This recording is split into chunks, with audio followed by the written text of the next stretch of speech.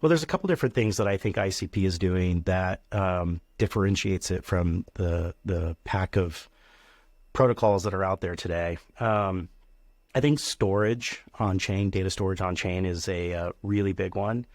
I think people don't really understand the value or need for data provenance and to have data born on chain. And I think that's something that DFINITY has done a really good job at over the years.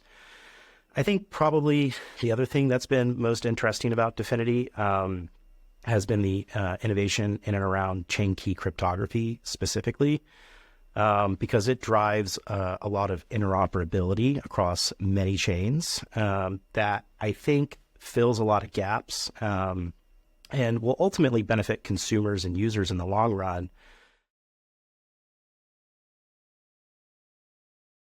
Some of the things that I'm most excited about in terms of DFINITY is a lot of the advancements that they're doing in relation to AI on chain, at least more recently. I guess not really recently. DFINITY's kind of been doing that for a while now. So when I see a lot of the stuff that's going on with things like ChatGPT, I sort of sit back and say, well, why isn't this more of a public good as opposed to, say, a for-profit enterprise?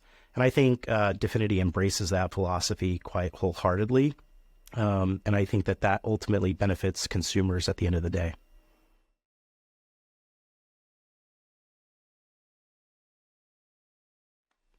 I think chain fusion is a really interesting use case of chain key cryptography. My sort of viewpoint on that goes back really to the history of the internet. If you go back to, the late 90s, early 2000s, we were actually engaged in a pretty significant protocol war in the early days of the internet. And it was really hard for people to decide on where am I going to build my applications. Lots of people had different kinds of protocols. And ultimately, TCP/IP, the primary protocol that we operate on today, became the internet standard and is effectively the internet that we know today. And if you think about what was going on back then, they actually defined it as the protocol wars. And I think that today in Web3, we're experiencing a very similar situation where we're in the middle of another protocol war.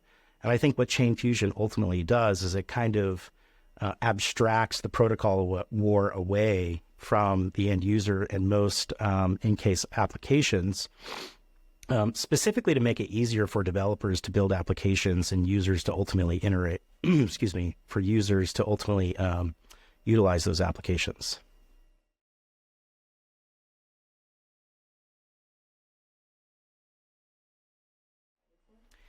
Yeah, so I was lucky enough to be an early investor in a project called Bitfinity. So I'm very excited about some of the stuff that they're doing around the EVM capabilities. I think that's going to bring a lot of developers to the DFINITY ecosystem, all of whom are very comfortable programming and building applications on Ethereum itself that haven't really had an opportunity to experience or try the DFINITY stack.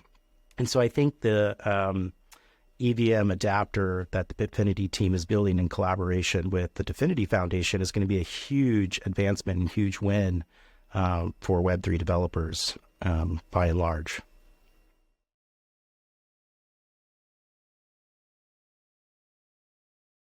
So I remember when I first started getting into crypto, it took me a while to fully wrap my mind around what exactly was happening in the space.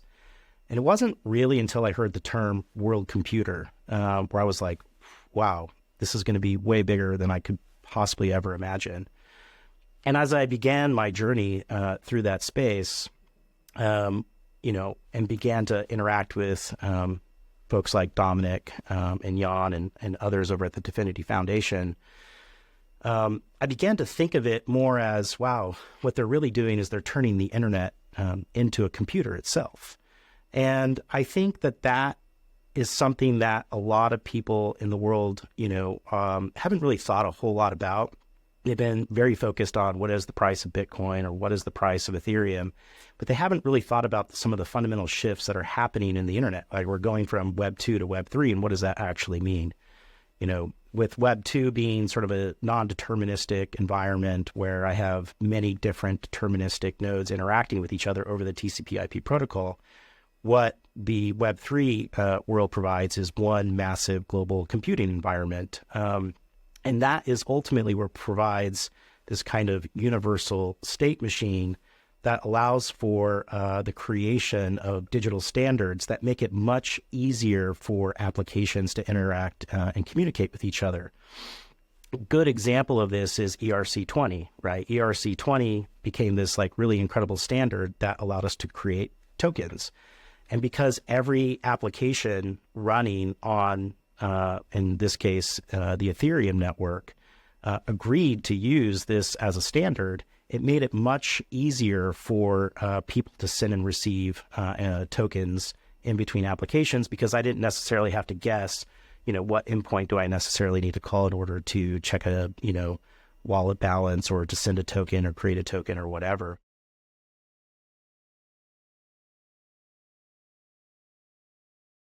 Yeah, I think one of the greatest innovations that I've seen actually in a very, very long time in the Web3 space is chain key cryptography, because it's what fundamentally allows for the interoperability across many chains.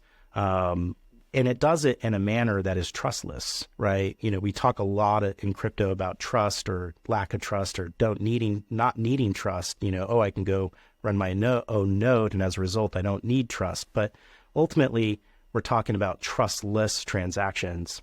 And then that ultimately can parlay into things like machine trusts, where autonomous agents can interact with each other. And because you have things like storage on the Dfinity network, and I ultimately have data provenance and essentially birth certificates for data born on chain, you're ultimately going to end up in a situation where all of those things kind of come together to create a much more fluid environment for developers and individuals who are interacting with those applications to have a much more interesting and useful experience down the road as Dfinity builds out the world's first internet computer.